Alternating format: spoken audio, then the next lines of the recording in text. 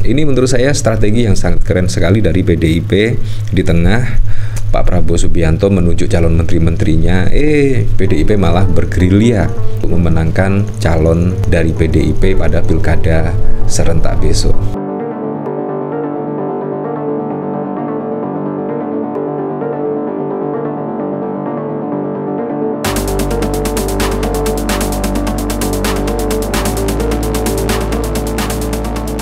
Nah, ini yang cukup keren ya dari PDI Perjuangan, di mana saat ini Koalisi Indonesia Plus lagi fokus terkait menteri-menteri, terkait kursi menteri, jatah kursi menteri dan lain sebagainya. Tiba-tiba ada berita yang cukup mengejutkan ya. Kemungkinan Koalisi Indonesia Plus itu sudah tidak fokus ya terhadap pemenangan dari kepala daerah masing-masing. Karena apa? Karena kalau kita lihat dari elektabilitas pada Gubernur Jawa Timur, bahkan Tri Risma hari ini sudah hampir mengejar ya elektabilitas dari Khofifah Indar Parawansa. Dan tidak hanya itu saja, bahkan dari Pak Pramono Anung dan Rano Karno elektabilitas bahkan juga sudah hampir mengejar ketertinggalan terhadap elektabilitas Ridwan Kamil. Ini yang patut diwaspadai ya. Apakah elektabilitas yang didukung oleh Koalisi Indonesia Plus turun? Karena saat ini Koalisi Indonesia Plus masih fokus pada pelantikan presiden terpilih dan calon-calon menteri yang dipilih oleh Pak Prabowo Subianto, ya kita tidak tahu. Tetapi dikala Koalisi Indonesia Plus tengah berfokus pada calon-calon menteri yang dipilih oleh Pak Prabowo Subianto dan menjelang pelantikan, justru pemberitaan pilihan dari PDI Perjuangan calon kepala daerah tersebut elektabilitas merangkak naik. Nah, bahkan kalau kita melihat dari pemberitaan di sini, elektabilitas Risma kejar Khofifah selisihnya tidak banyak. Ini juga harap was-was ya. Dan bahkan kalau kita lihat hasil survei di sini juga, survei head to head, elektabilitas Khofifah Emil turun 10% dan Risma naik 13%. Ini sangat mengejutkan sekali ya. Dan padahal juga kampanye masih akan berlangsung sangat ketat ya pada pilkada serentak.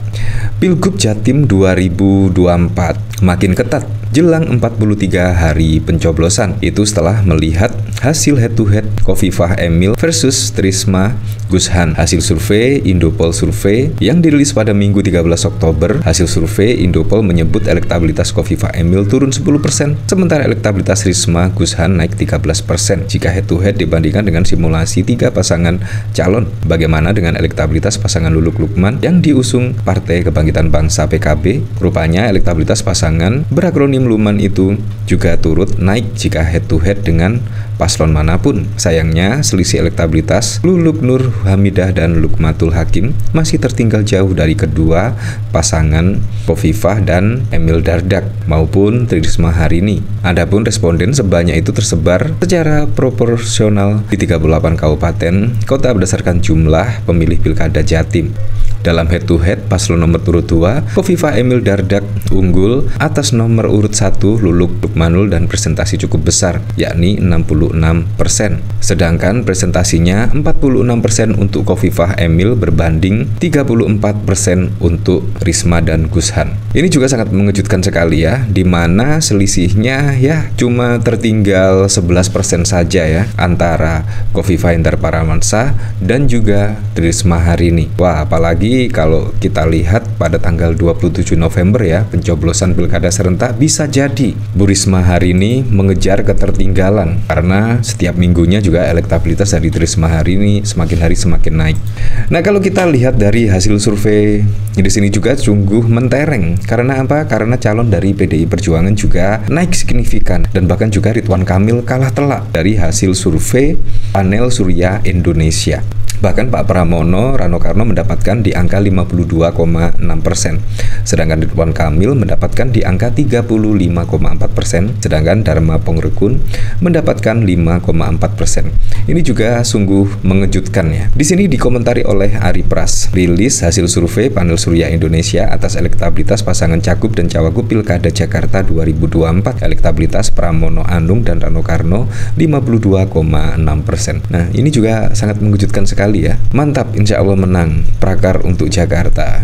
Ya memang, apalagi dari kampanye pada saat lalu ketika masih 1 mingguan berkampanye, ada hasil survei, bahkan elektabilitas dari Pak Pramono Anung dan Rano Karno sudah mendapatkan di angka 28%. Itu cukup mengejutkan, dan bahkan juga Pak Pramono itu sangat terkejut dengan elektabilitas dari Pak Pramono dan Rano Karno, karena belum apa-apa sudah naik di 28%. Dan bahkan juga selang beberapa minggu kemudian ada rilis survei yang turun, juga elektabilitas dari Pak Pramono Anung naik sampai 36%, dan elektabilitas dari Ridwan Kamil semakin hari itu semakin turun, bukannya naik, dan bahkan hanya memperoleh di angka 46%. Artinya ketertinggalan antara Pak Pramono Anung dan Ridwan Kamil itu hanya selisih 11%. Dan tiba-tiba ada survei dari Panel Surya Indonesia yang dikeluarkan pada tanggal 10 Oktober. Ini sangat mengejutkan ya. Kalau kita melihat pemberitaan dari sini ya, itu Panel Surya Indonesia PSI merilis hasil survei elektabilitas pasangan calon gubernur dan calon wakil gubernur Jakarta. Hasilnya untuk pilihan top of mind tingkat elektabilitas pasangan Pramono Anung dan Rano Karno 37,1%. Kemudian pasangan Ridwan Kamil Suswono dipilih sebanyak 30,4%. Sedangkan pasangan Dharma Pongrekun Wardana mencapai 4,6%. Yang tidak tahu atau belum memilih mencapai 27,9%, kata Direktur Eksekutif PSI Mahendra Zaini dalam keterangannya pada 9 Oktober yang lalu. Nah, kalau kita lihat dari sini juga sudah menang telak ya, yaitu elektabilitas dari Pak Pramono Anung itu mendapatkan di angka 37,1%, dan pasangan Ridwan Kamil Suswono hanya sebanyak 30,4%. Tetapi yang tidak menjawab atau tidak tahu ini sebanyak 27,9%. Bayangkan kalau 27,9% ini mendukung Pak Pramono Rano, karena Pak Pramono berhasil menggait suara yang belum menjawab ini. Menurut saya juga sangat keren sekali ya.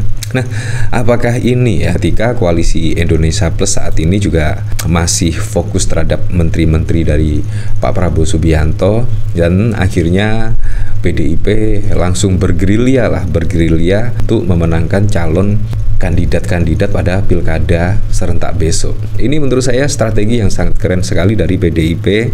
Di tengah Pak Prabowo Subianto menunjuk calon menteri-menterinya, PDIP malah bergerilya untuk memenangkan calon dari PDIP pada pilkada serentak besok. Sangat keren sekali lah.